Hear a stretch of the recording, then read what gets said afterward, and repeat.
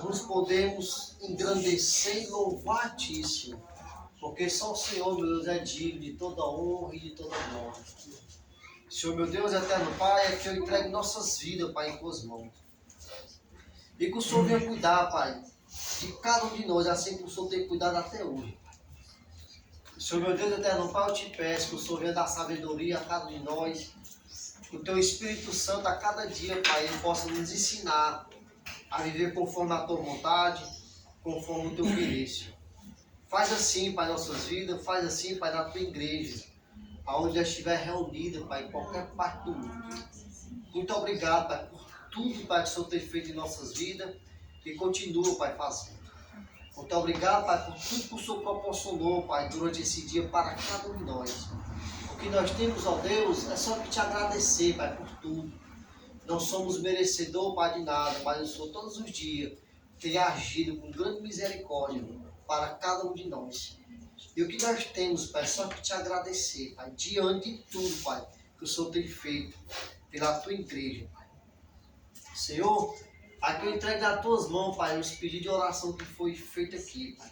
Desde já eu te peço, Pai, pela vida, Pai, do Renan, este homem que pediu orações, Pai. Hoje está ali, Pai, naquele hospital, internado, esperando para uma cirurgia. Mas eu te peço, Deus, em nome de Jesus, Pai, que essa cirurgia, Pai, possa acontecer logo e que ele não venha pegar nenhuma infecção, Pai, no seu braço. Mas que tudo possa acontecer conforme a Tua vontade, Pai, conforme o Teu querer. Eu te peço não só pela vida dele, Pai, mas por todos que estão ali, Pai, naquele JF, esperando para a cirurgia.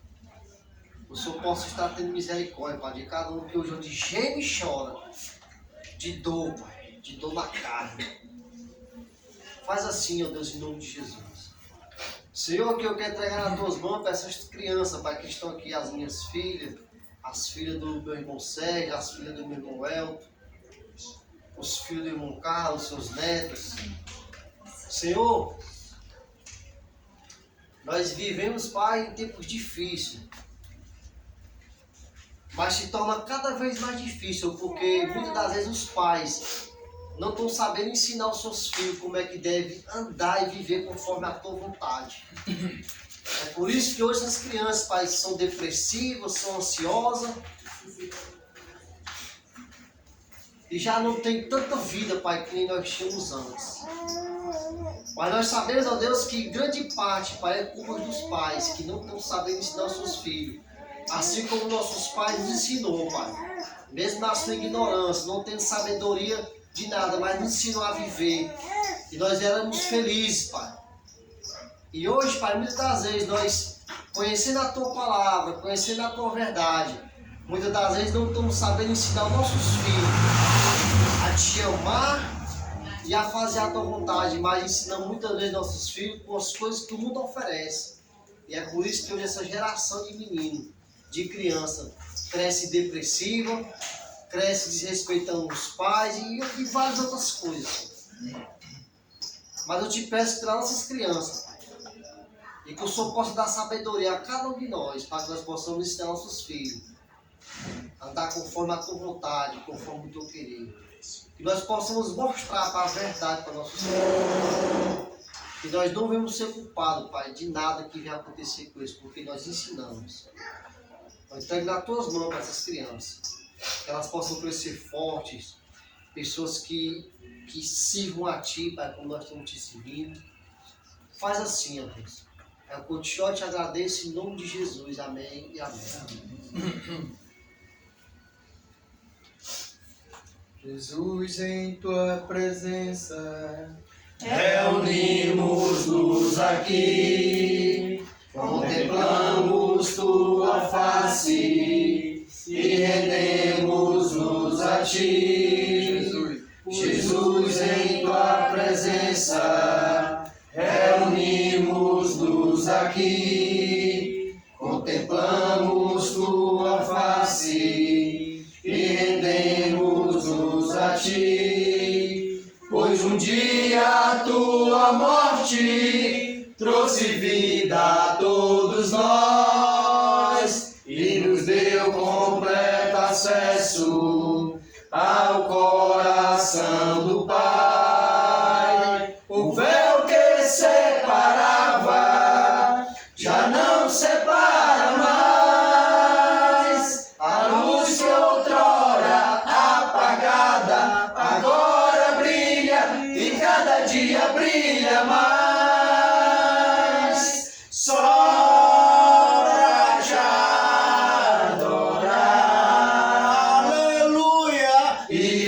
fazer teu nome grande, grande, e te dar o louvor que é devido.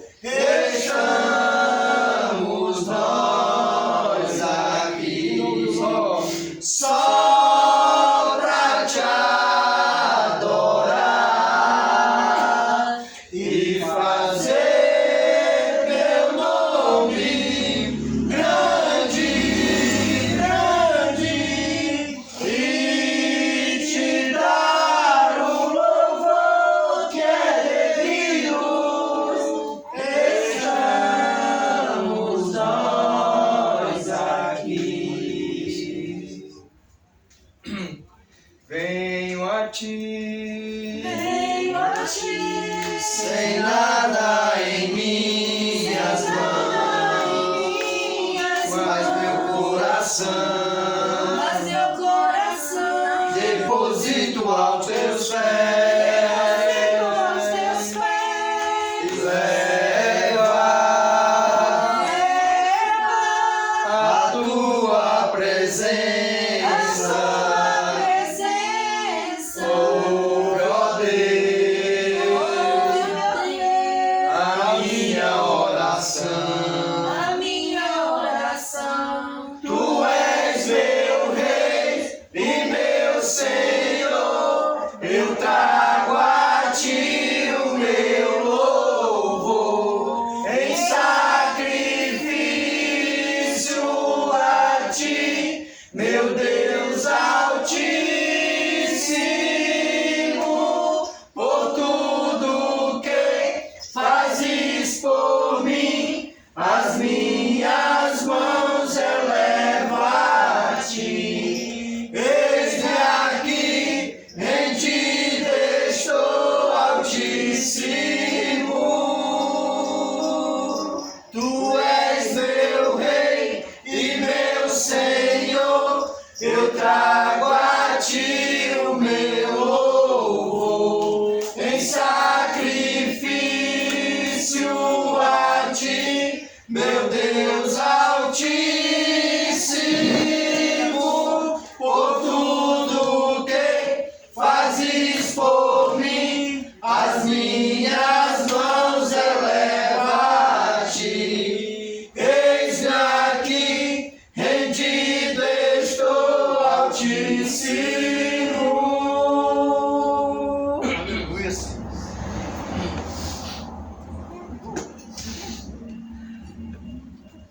vai, puxa. Fico feliz em vir na tua casa. Erguei minha voz e cantar, aleluia. Fico feliz em vir à tua casa, diante de ti me alegrar. Bendito é o nome do Senhor, bendito é o nome do Senhor, bendito é o nome do Senhor, pra sempre. Louvai o nome do Senhor, louvai o nome do Senhor, louvai o nome do Senhor, pra sempre. Feliz em tua casa, erguer minha voz e cantar, aleluia. Fico feliz em vir em tua casa, diante de ti me alegrar. Bendita. Mais um? Pode tirar mais um, sei. Mais um? Mais um, pode tirar. Seja engrandecido, Ó Deus da minha vida, tu és o Deus da minha salvação. És a minha rocha, a minha segurança, meus lábios sempre te exaltarão. Seja engrandecido, ó Deus da minha vida.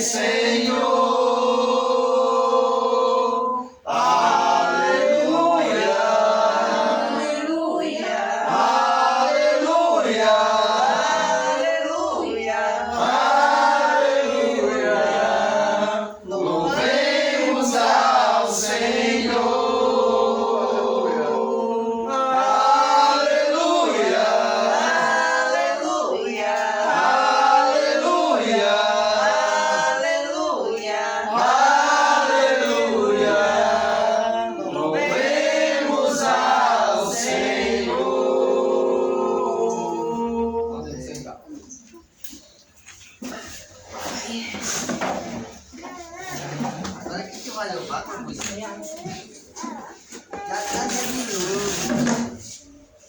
Faz um tempo que muito preocupado com a ministração da Ceia do Senhor.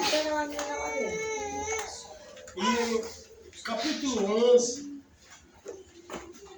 de 1 Coríntios fala algumas palavras bem interessantes sobre a Ceia do Senhor.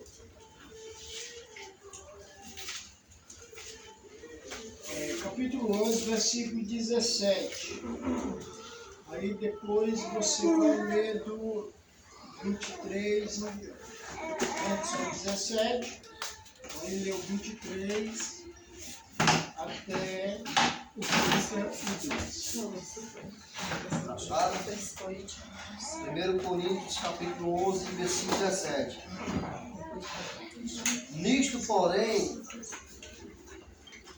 que eu vos digo, não, nisto, porém, que eu vou dizer, não vos louvo, porquanto vós ajuntais não para melhor, e senão para pior. Versículo 23.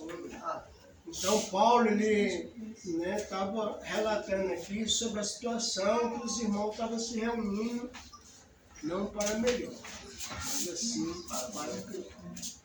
Então a pergunta é: você se acha digno de participar da Ceia do Senhor ou indigno de participar da Ceia do Senhor?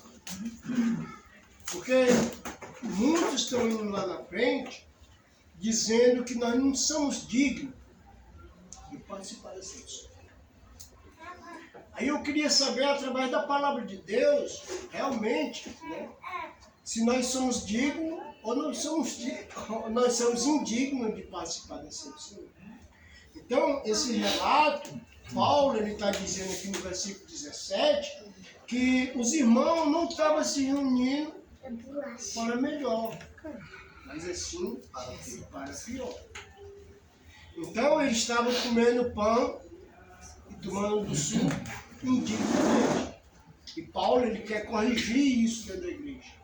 Então, essa carta ela serve para a igreja hoje. Para a gente estar naquele momento, comendo aquele pão e tomando aquele suco, sempre sabendo discernir como a gente está vivendo. Por isso que ele diz: examine, pois o homem a si mesmo. E como? Ele não proíbe, ele disse como. Então, esse examinar é a nossa vivência que a gente vai ter a partir depois que a gente come aquele memorial. A gente vai ter que ter uma mudança. Para não, na próxima reunião, não se reunir para pior. Pode ler o versículo 23 até o 32. Porque eu recebi do Senhor o que também vos ensinei. E o Senhor Jesus, na noite que foi traído, tomou o pão. E tendo dado graça, o partiu e disse: tomai, comei isto, é o meu corpo, que é partido por vós. Fazei isso em memória de mim. Semelhantemente também, depois de cear, tomou o cálice, dizendo: este é o cálice e o novo testamento do meu sangue. Fazei isto todas as vezes que beberdes em memória de mim. Porque todas as vezes que comerdes esse pão e beberdes esse cálice, anunciai a morte do Senhor até que ele venha. Portanto, qualquer que comer este pão ou beber o cálice do Senhor indignamente, será culpado do corpo e do sangue do Senhor. Examine-se, pois, o homem a si mesmo, e assim coma deste pão e beba deste cálice. Porque o que come e bebe indignamente, come e bebe para a sua própria condenação, não discernindo o corpo do Senhor. Por causa disto, há entre vós muitos fracos e doentes, e muitos que dormem. Porque se nós nos julgássemos a nós mesmos, não seríamos julgados. Versículo 32. E não? Não, 4. Mas como somos julgados, somos repreendidos pelo Senhor, para não sermos condenados com ele. Exatamente. Então tem um propósito, né? Então Paulo ele está querendo corrigir a situação da igreja. Então se você for pegar toda a carta de Coríntios, você vai, do capítulo 1 ao capítulo 4, você vai ver divisão lá dentro da igreja, partidarismo. E se você for lá para o capítulo 5, você vai ver uma imoralidade tal que nem no meio dos pagãos está acontecendo. O cara estava tendo relação com a própria maldade. E os irmãos acolhendo aquele irmão num agape, na reunião da sedução. Então, se você for para outros pontos, você vai ver, né, o homem ele estava vivendo a vida em Cristo, mas estava vivendo a vida também no homossexualismo, na bebedeira, roubando, nessa situação. Isso aí é o capítulo 6 que a gente vê. Então a gente vê aí uma igreja muito bagunçada, muito cheia de coisas. Né? E pessoas levantando a bandeira para um, levantando a bandeira para outro, eu sou de Paulo, eu sou de Apolo, eu sou de Jesus, e aquele negócio todo. Então os irmãos estavam se reunindo assim, não estavam discernindo realmente, e estavam realmente comendo aquele memorial, né? Não para louvor a Deus, mas para a sua própria. Então, a pergunta é, naquele momento que você está passando aquele pão, você se acha digno de comer ou não? Porque o que estão ensinando é que nós não somos dignos de comer aquele pão. Nós não somos dignos de maneira nenhuma de comer aquele pão. Mas o que a Bíblia diz? O que a Bíblia ensina sobre uma vida digna? Bom, assim, eu falar no meu ver as minhas palavras no que eu acho. Né? Porque assim, quando eu vejo aquela palavra aí que nós somos dignos, eu particularmente não concordo muito. Porque eu penso assim, que se um dia eu me arrependi, eu vi minha decisão de ser remido, de ser lavado, de nascer de novo, aquilo que já foi feito na minha vida ali, o Senhor apagou. Então eu comecei uma nova caminhada. Só que nessa caminhada não quer dizer que eu vá só acertar. E eu pensei assim, eu vou ter erros.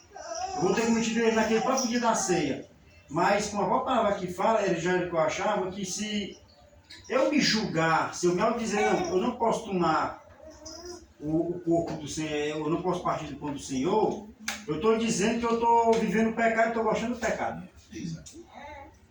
No meu ver é assim, então eu acho que quando eu estou naquele momento que eu reflito, paro e penso, e eu tomo do pão do Senhor, para mim eu quero dizer para o Senhor que eu estou arrependido, que eu quero buscar mudança. Então que o Senhor me julgue.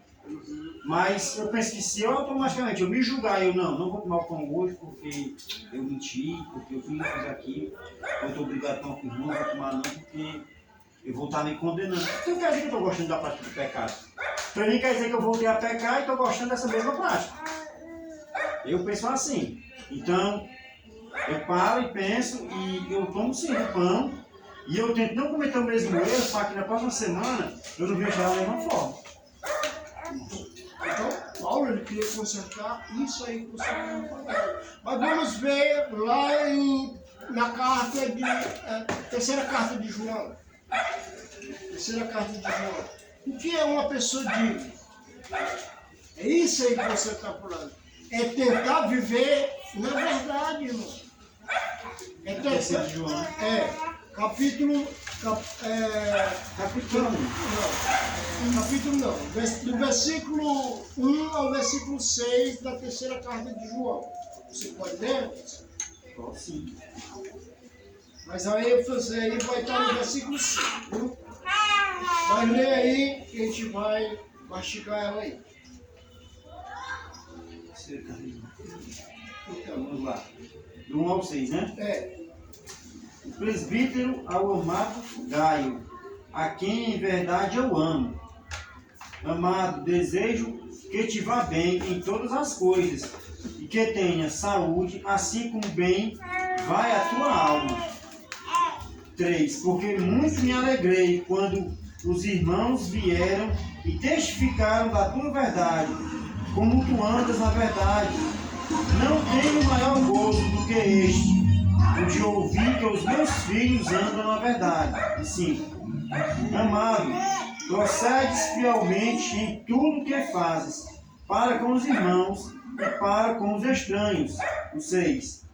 Que em presença da igreja testificaram da tua caridade, aos quais se conduzires como é digno para com Deus, bem farás. Exatamente. Qual era a dignidade desse irmão? Por que ele era digno? De acordo com o texto aqui, né? João escrevendo, ele diz: eu amo você, Gaio, porque eu fiquei ouvindo de você, que você anda na O amor dele aqui, né? Exatamente. Que a igreja que é em presença da igreja, e toda a igreja testifica o amor que aquele homem tem por todos e até para aqueles que não são de lá, eles que estão de fora. E ele era digno porque ele vivia na verdade. Ele vivia na verdade. O irmão ouviu que o irmão vivia na verdade. Então, viver uma vida digna diante de Deus é aquilo que você está falando. Sou um pecador, mas meus pecados, Deus, ele apaga. Então ele me tornou digno. Mas será se eu estou andando na verdade? Então o propósito de viver uma vida digna diante de Deus é viver na verdade. E nesse texto aqui é guardando realmente os mandamentos do Senhor, para viver cada dia novidade de vida, viver uma vida digna diante do Senhor. Tessalonicenses, que a gente pode ler, né? Primeira carta de Tessalonicenses. Voltando um pouquinho, primeira carta de Tessalonicenses, capítulo 2. Versículo 11 e 12. Qual o capítulo? Capítulo 2. Primeira carta, capítulo 2. Vamos ver outras. Então, Assim como bem sabeis, de que modo vos exortávamos e consolávamos, e testemunhávamos a cada um de vós, como o pai a seus filhos, para que vos conduzisseis dignamente para com Deus, que vos chama para o seu reino de glória. exatamente. Então, quem é que Paulo ele disse que estava exortando os irmãos, estava chamando os irmãos como pai, com um propósito. Qual era o propósito? Que a gente se torne digno de Deus. Nós somos dignos, mas Ele quer que a gente tenha um dia a dia nessa dignidade. Seja continuamente, a gente continue sendo digno. Né? Exatamente. Como se diz aqui no português, um gerúndio, sem parar, sabe? Diante do nosso Deus. Ele diz aqui no versículo 2: para que vos conduzir dignamente para com Deus. Para com Deus. Que vos chamou para o seu reino. Então, Deus ele nos chamou para o reino dele. O reino dele está aqui na terra. Mas vai ter aquele momento de a gente ter esse corpo transformado, que a gente não vai mais pecar. Por que nós estamos aqui? Porque nós estamos aqui hoje, quando a gente está testemunhando aqui da pessoa de Jesus, quando a gente está junto, o que diz a primeira carta de João, né? Que quando a gente está testemunhando, o sangue de Jesus, seu Filho, nos purifica de todo pecado. Então, a comunhão, ela é essencial. Essa comunhão. Aquela comunhão é essencial. Mas essa comunhão da semana, ela é essencial. Porque no momento que nós estamos aqui dizendo nossos problemas, as nossas aflições, né, os nossos pecados, uns para com os outros, o sangue de Cristo, seu Filho, nos purifica de todo pecado. Nos purifica de todo pecado. E aqui, Paulo estava chamando os irmãos a se conduzir dignamente diante do Senhor.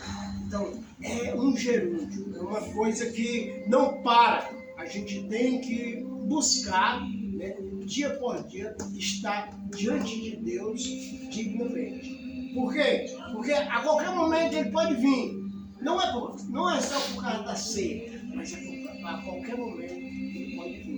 Então, nos translaçar para o seu reino, nos levar para o seu reino. Então, a palavra de Deus, ela mostra que para a gente participar daquele momento, a gente tem que estar nos examinando, olhando o estado espiritual que a gente está, se a gente está progredindo dia por dia, né, dignamente diante de Deus. Porque Ele nos deu a maneira de progredir. Colossenses capítulo 1. Colossenses, pode ler, irmã? Eu? Sim, capítulo 1, versículo 10. É bem vizinho aí. Voltando só um pouquinho do Tessalonicenses e Colossenses, capítulo 1, versículo 10. Falei. A fim de viverdes de modo digno do Senhor, para o seu inteiro agrado, frutificando em toda boa obra e crescendo no pleno conhecimento de Deus. Então, o que a gente entende aí? Qual o pensamento de Paulo, né, sobre a gente viver uma vida digna? É sempre estar ouvindo o que o Espírito Santo está nos conduzindo, nos chamando sempre a atenção. Né, o que fala lá na carta que ele leu? Diz, olha, se nós julgarmos a nós mesmos, né, nós não vamos ser julgados por um. Então, o momento da gente dizer, Carlos, para com isso, é agora. O momento de Carlos dizer, Cláudio, para com isso, é agora. É nesse momento que a gente deve estar julgando, né, os nossos erros, uns com os outros. Para poder, né, no dia da visitação de Deus, a gente está bem com Deus. E a ceia tem aquele momento de quê? Da lembrança do sacrifício que Deus ele fez pelo aquele corpo da Paraibaba, pelo corpo lá da Marizeira, pelo corpo do Zé Valdo, pelo corpo. A gente tem que ver essa situação. Olha o que ele diz aqui no versículo 9.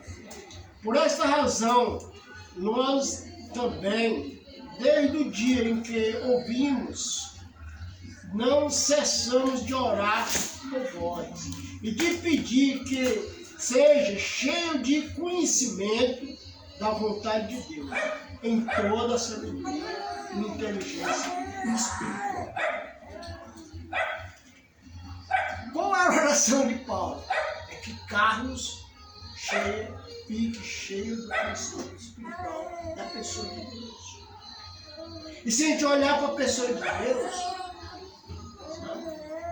se a gente olhar para a pessoa de Deus, olhar para a pessoa de Deus, Deus é puro, Deus é amor, Deus é justiça, Deus é verdade. Então, se você dá uma olhada lá no capítulo 4 de João, né, Deus busca os verdadeiros adoradores. Então, Deus ele vai tirar uma igreja, da igreja. Será se nós estamos nos julgando aqui, cada momento, a se tornar uma pessoa digna diante de Deus? Porque Ele nos deu o Espírito, né? O Espírito digno, o Espírito de salvação. Agora vamos para Filipenses, capítulo 1, versículo 27.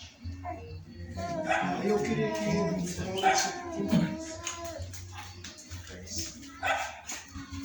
Capítulo 1, versículo 27. Voltando só um pouquinho, viu? Colossenses, aí Filipenses 1, 27.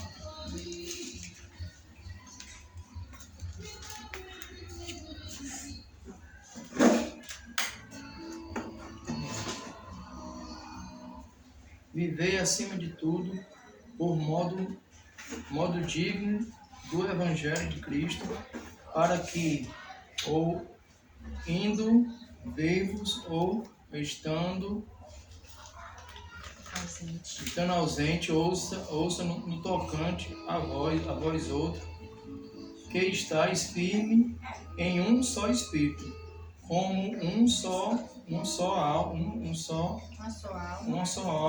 lutando junto pela fé evangélica.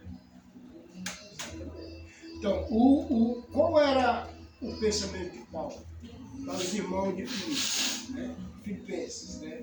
Somente deveis portar dignamente conforme o Evangelho de Cristo, para que vá e vos veja que estáis ausente ou acerca de que estáis no mesmo Espírito, né? Combatendo a mesma fé. Ele diz, não precisa eu estar presente. Não precisa estar presente. Vocês têm que viver essa vida vida digna do Senhor. Saiba se comportar no meio da sociedade. Saiba se comportar no meio. Então esse pedido, né?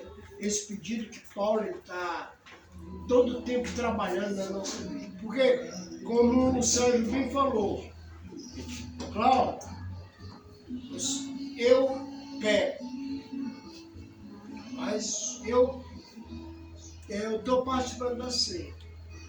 E peço a Deus que Ele me ajude nessa situação que eu estou vivendo. Então, essa situação que nós estamos vivendo sempre estar observando durante a semana, né, o que nós estamos realmente pensando. Se nós estamos pensando no corpo, se nós estamos pensando no pagão, se nós estamos pensando em viver como aqui numa única fé, né, e no mesmo Espírito, e na mesma alma e na mesma fé evangélica. Pensando nisso. Vamos ver o que Efésios capítulo 4 ele vai falar. Efésios capítulo 4, versículo bem vizinho aí. Tudo isso aí.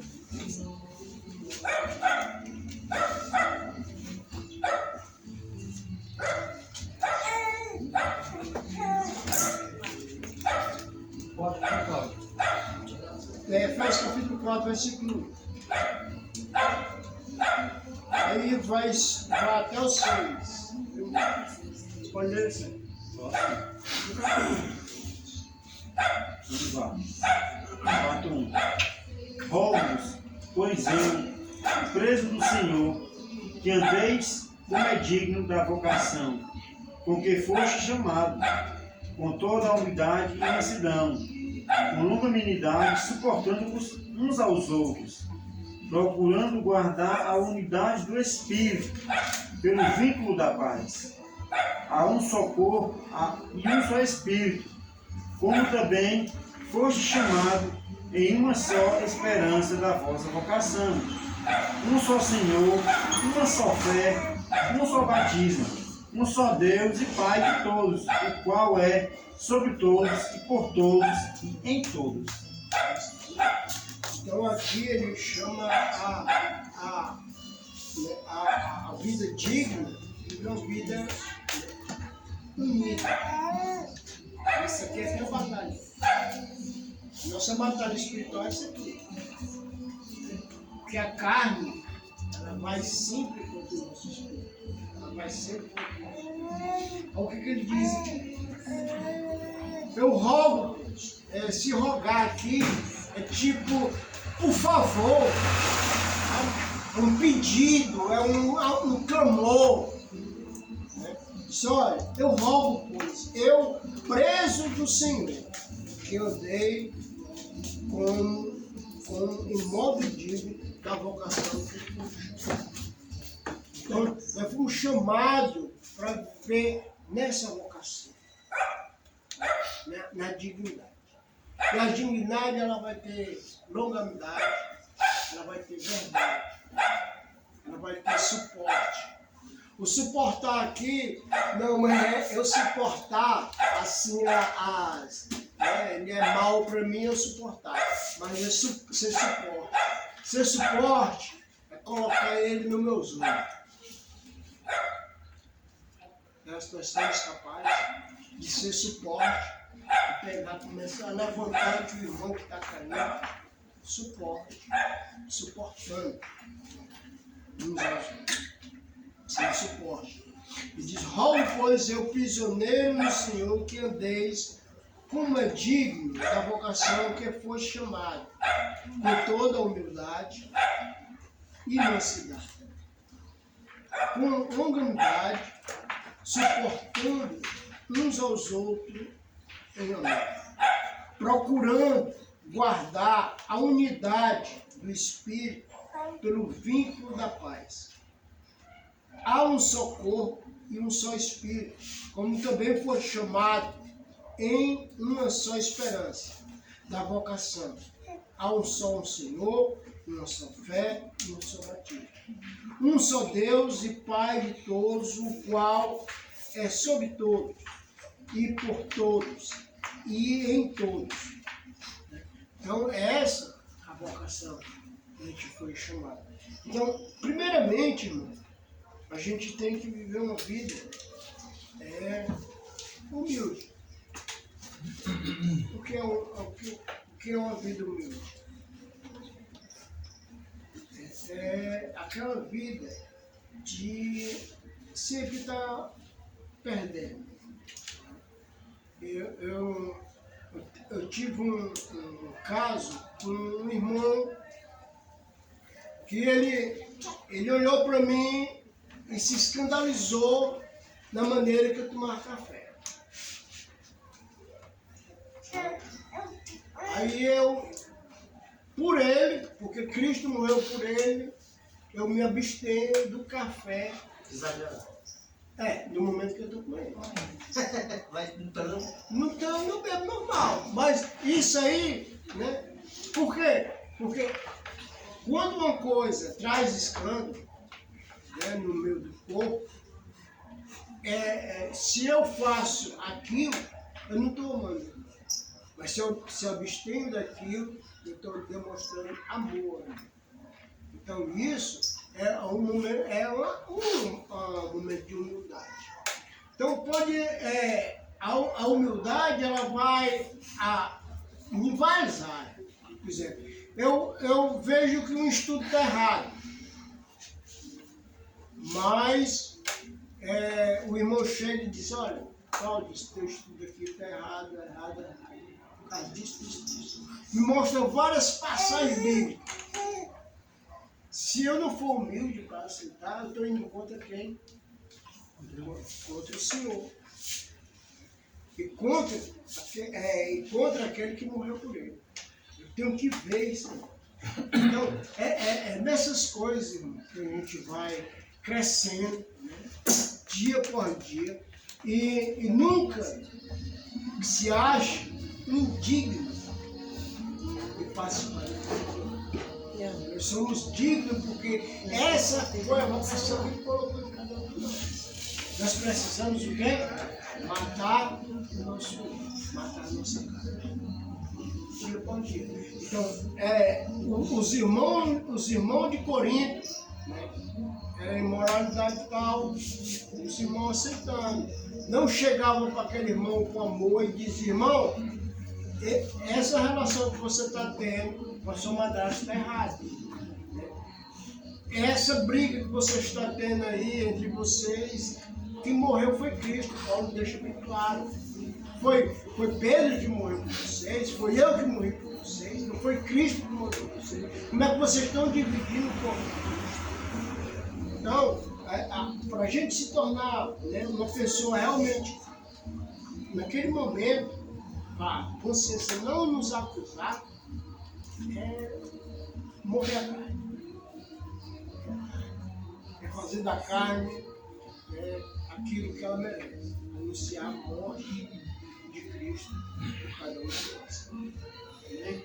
Amém. Se vocês talvez não entenderam. Isso aí que você está falando, Cláudio, ela tem um significado muito forte, sabe? Esse lado de ser humilde.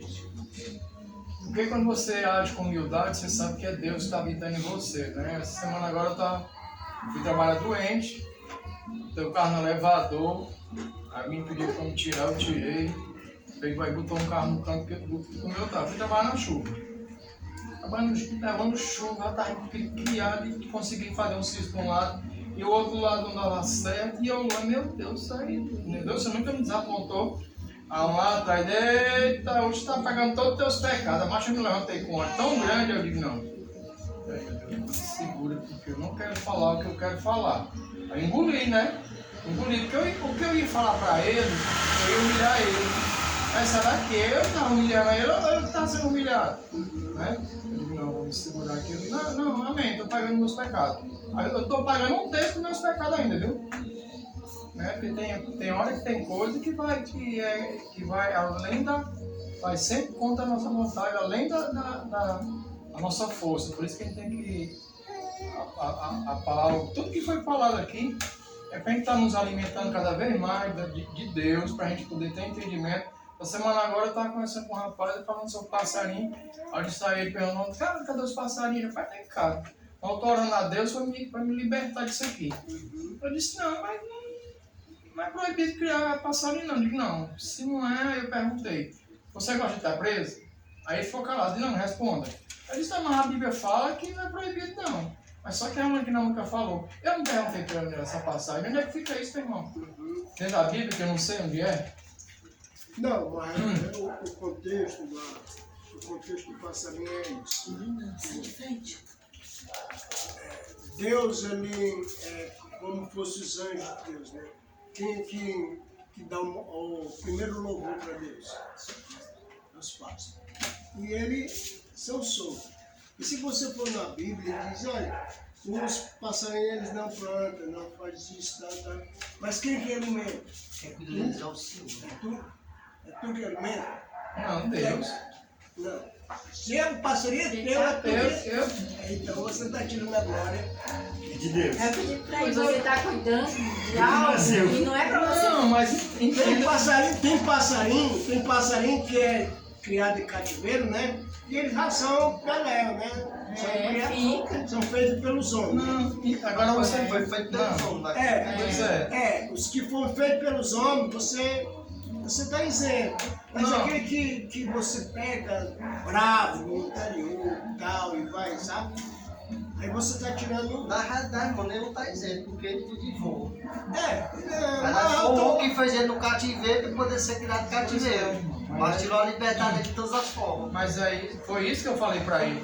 Mas que bom que o irmão Eu reconheceu. tenho nada a Deus, tenho nada a Deus, tenho nada a Deus. Mas o ponto bem é que o dia realmente se liberte. Pois é, mas essa é a verdade. Mas só que ele me disse que tem na Bíblia, que fala que não é proibido criar preso. Você pode criar os machos, mas as fêmeas podem estar soltas e aquelas que reproduzem. Mas eu não tive noção de perguntar a ele onde é que está isso, onde é que está. Ei, irmão, falar de uma pessoa aqui, ó, o nosso irmão Cláudio, que se afastou, o Rude. O Rude, quando estava se negociando, ele era cheio de passarinho, chegava na casa dele, não sei se já chegaram lá, no começo, lá onde Parapava, cheio de passarinho a casinha dele. Porque pensar até não gosta, viu? Quando o Rude conheceu a verdade, se batizou, não precisou nenhum irmão ir lá dizer que ele estava, de repente o Espírito tocou ele. Chega um dia lá e soltou os passarinhos tudinho. E no caso das passarinhos eu soltei tudinho, porque eu vi que eu estava errado. Amém. E é engraçado que, embora até queiram alegar que tem, como falou, tem aquele que é isento como criou, mas nem sai sendo isento, porque ainda é pior. Porque os passarinhos que foram criados, que até o Ibama legaliza, você pode criar, foram mutações feitas de pássaro silvestre. Então, se um tirou um gênero do outro, ele fez a criação. De quem é a criação? Não, a criação é de Deus. O que é tomar o dedo do homem faz, quer tomar o dedo do homem faz a criação? Que são os pintacilhos. O que é passarinho tem você quer mutação de outros passarinhos. Eles foram pegando e criaram. Mas você não pode criar o Senhor. Até que você passar nesse que não durou muito, você pode pagar. O pintar assim, que ele é cheio de regalia. Você não cria de qualquer jeito, você ele morre. É, marca Agora você pega um passarinho bravo, que foi o senhor que criou. Que fez. Não tem, que fez, não tem. É um negócio imparcial, sabe? Não existe a É função. assim, eu acho assim que o homem, ele precisa da matéria-prima para criar, enquanto Deus não, né? Deus não precisa da matéria-prima para criar. Nem que ele crie um passarinho com genizinho, mas precisou, né? Sim, cara, voltando aqui de novo. Ele me disse que tem uma passagem na Bíblia que fala que Deus Que é permitido. Que é permitido. Mas ele deve ter. Nesse deixou momento sim. aí, eu vou estudar isso aí. Eu acho que o senhor dá a quantidade de Adão, a pegar os bichos do Eu domesticados. falei isso, mas Eu acho que é aí que ele tá falando. É. Mas a oportunidade de Deus A vai única dar passagem que eu me lembro assim, de relance, Domina sobre que é o passarinheiro, que é o diabo que pega, né? Não, pois é, ele disse que tem. Mas só Não, que. mas é o diabo pegando os animais. passarinho. Pois é, porque na hora lá Mas ele eu vou dar uma olhada. ele pois faça pra mim, porque na hora lá ele virou as costas e no próprio ele que eu ia perguntar, mas onde é que tá essa passagem, não é? Mas não tem não, irmão.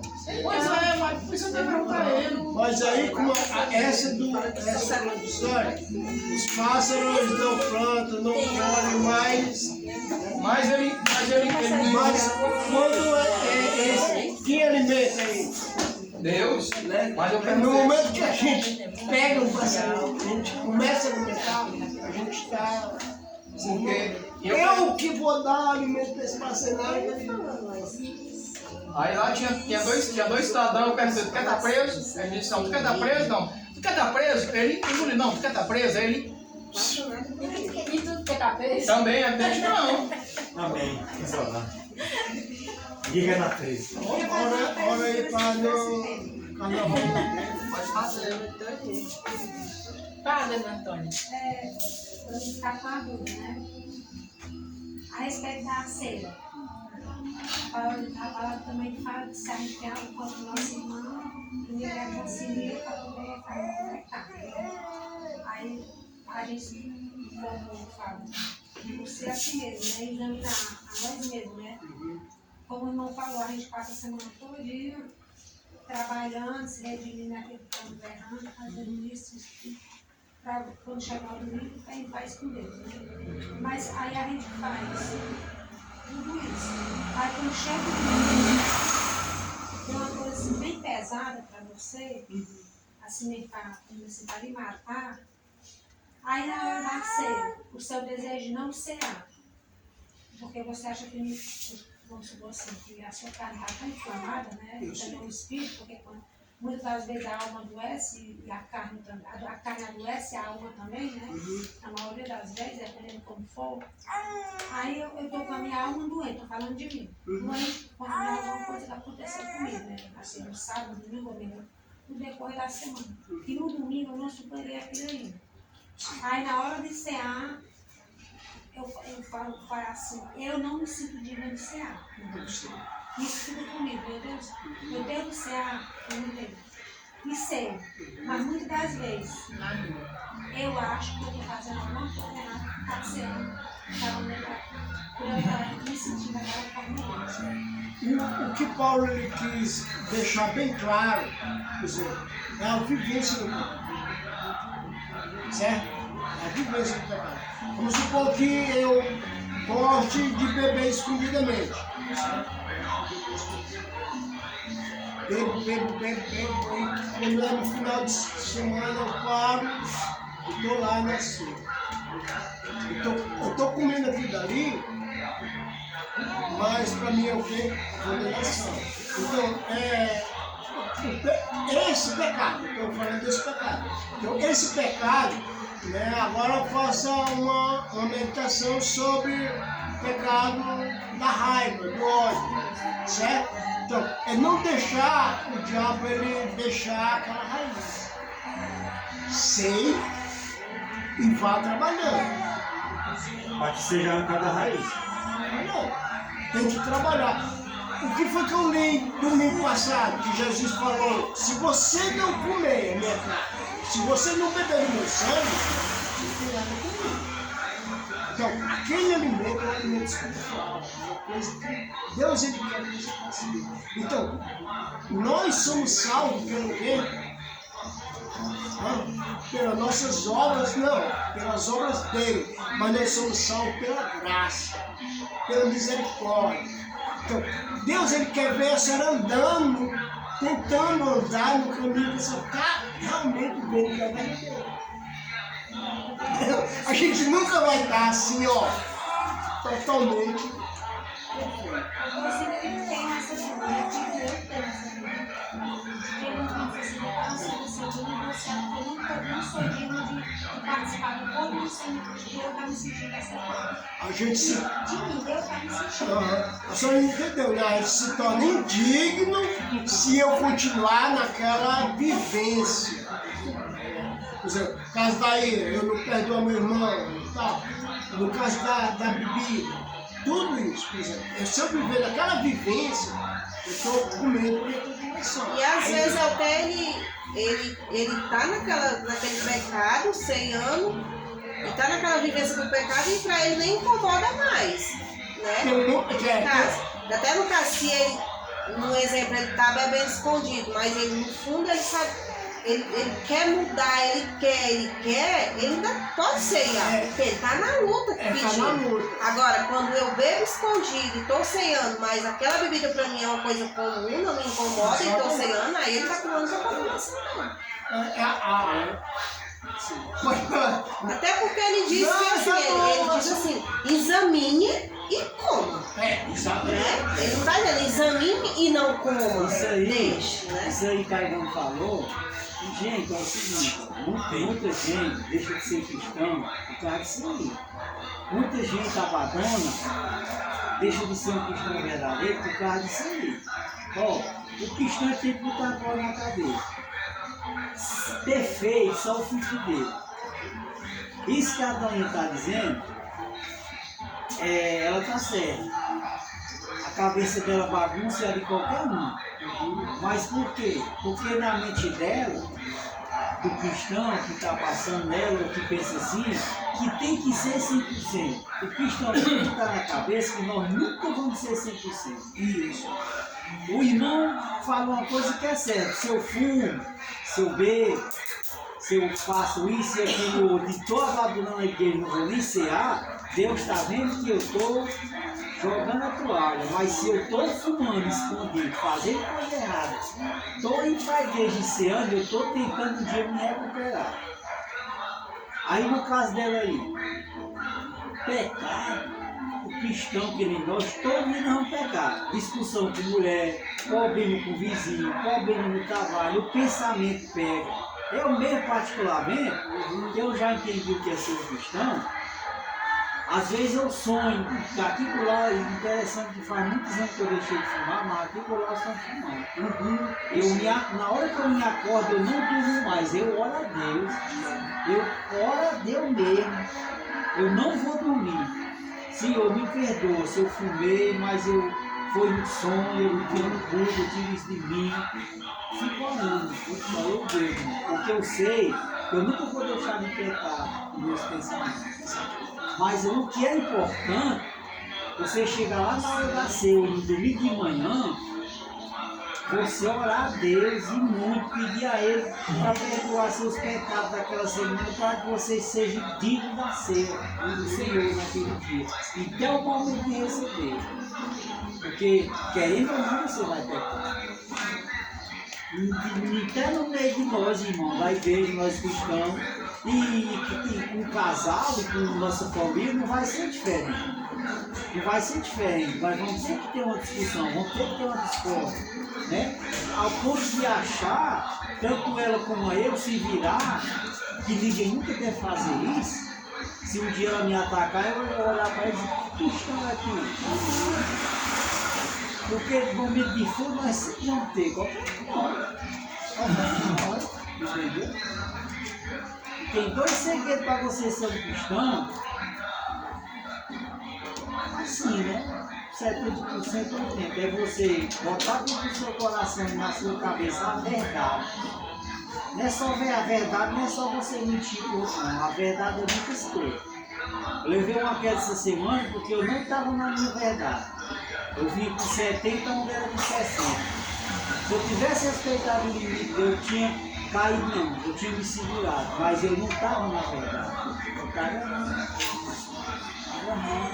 Aquele limite foi botado, né? É, e o cristão, ele tem duas bases de chegar lá, usando a verdade e se redimindo todo dia, todo dia. Porque se ele fizer isso, ele não vai chegar lá. Porque é difícil, mano. É difícil. Você pega com palavra, você pega com pensamento, você pega com o seu trabalho. Tem jeito não, gente. Entendeu? Aí sabe por que eu não fumo mais, eu não bebo? Não, isso aí é pecado daqueles que eram vistos. Mas o pior pecado é isso aqui, que nós temos dentro, né?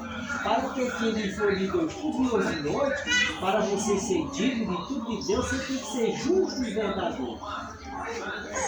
Se você for justo e verdadeiro, Deus ele move o resto, não precisa de mais nada.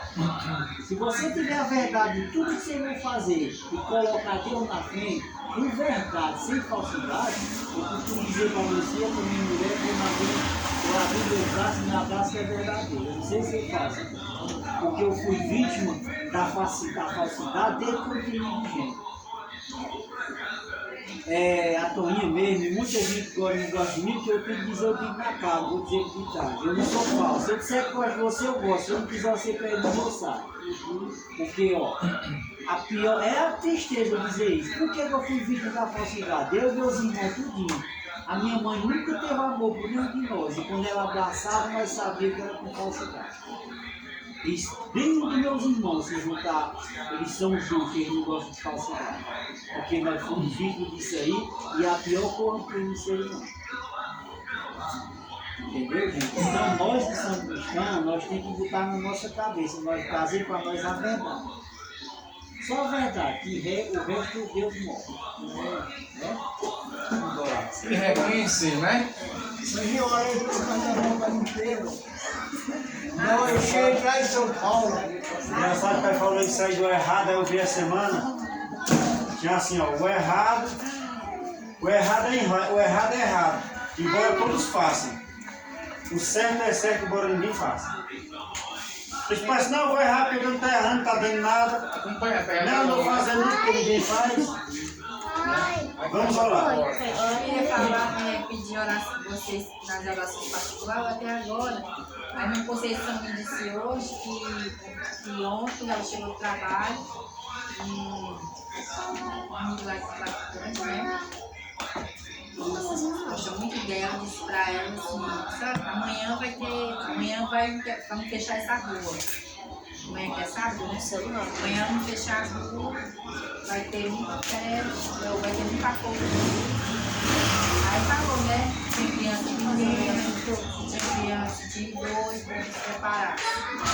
E ela pediu oração, né? Porque todo mundo lá. Abençoe. Senhor Deus, que maravilhoso. Mais uma vez, Senhor, que a gente te dá graça por este dia, por este momento que o Senhor nos concedeu. Reunidos aqui como igreja, como irmãos em Cristo, Senhor. E sabemos o quão o Senhor é grande em nossas vidas, o quão o Senhor é maravilhoso, misericordioso para com cada um de nós. Sabemos que ainda somos tão falhos como antigamente, mas creio que temos tentado, temos continuado e buscando fazer segundo a tua vontade. Nos perdoa se ainda temos falhados e errados, Senhor, mas de dar força, discernimento, sabedoria para com tudo, para com todos, assim como diz a tua palavra, Senhor. Que nós possamos estar sempre em comunhão, buscando estar junto aos outros, fazendo uma força só, Senhor, para que possamos batalhar junto e guerrear contra o inferno, que tem nos rodeado, tem nos cercado todos os dias e tem tentado nos dragar, Senhor. E que isso não venha acontecer em cada um de nós. Senhor, eu dou em tuas mãos mais uma vez, cada pedidação que foi feita. Neste momento, a irmã Mônica pede pela comunidade, a irmã do seu mora, a qual foi notificado por alguns ali que haverá uma certa turbulência, Senhor. Mas, Senhor, que isso caia sobre terra e que se vier acontecer que não pai de família, nem um inocente, venha pagar pela conta destes, ó Pai. Senhor, também te peço nesse momento, por esta festa que está acontecendo no mundo, chamado Carnaval, Senhor, onde muitos estão se dispondo a fazer tudo o que puder, pois acham que ali será o último dia da sua vida. E realmente sim será. Para muitos será seu último dia, será o último momento, o último passeio. E quantas famílias vão de chorar pelo filho, pelo irmão, por alguém que saiu, Senhor, tentando festejar, se alegrar com esse mundo e foi ceifado. Há de morrer muito, Senhor, sabemos.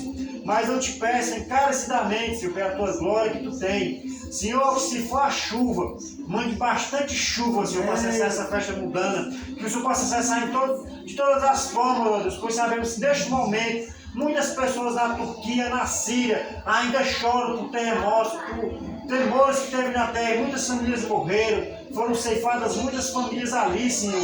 E muitos ainda estão tentando buscar alguns dos seus, querem que ele possa voltar com vida, Senhor. Ou pelo menos achar os corpos, os escombros, para que possam vir enterrar. E muitos aqui, Senhor, no Brasil, nesta terra, estão com saúde, estão dispostos, estão neste momento viajando, saindo da sua casa, para festejar uma festa que é maligna, uma festa que só traz dor e transtorno para muitos, Senhor. Mas eu te peço, em nome do teu Filho que é Jesus, faz o teu mover, Senhor, que nenhum mal grande venha suceder sobre a vida deles, ó Deus. Que essa festa não venha acontecer, Senhor. Que o teu nome seja glorificado sobre todos e todos aqueles que estiverem dispostos a te obedecer, Senhor. Tome em tuas mãos cada um que saiu distante para os seus lares, que possa ter um descanso, que possa existir paz no decorrer desses dias, ó Deus, pois sabemos que hão de ser dias difíceis, ó Deus, até chegar a quarta-feira. Mas eu entrego tudo e todos em tuas mãos. Faz conforme tu queres, em nome do teu Filho, que é Jesus. Amém e amém. Vai ao Senhor para sempre, de outra vez, ó Pai. Vai ao Senhor para sempre.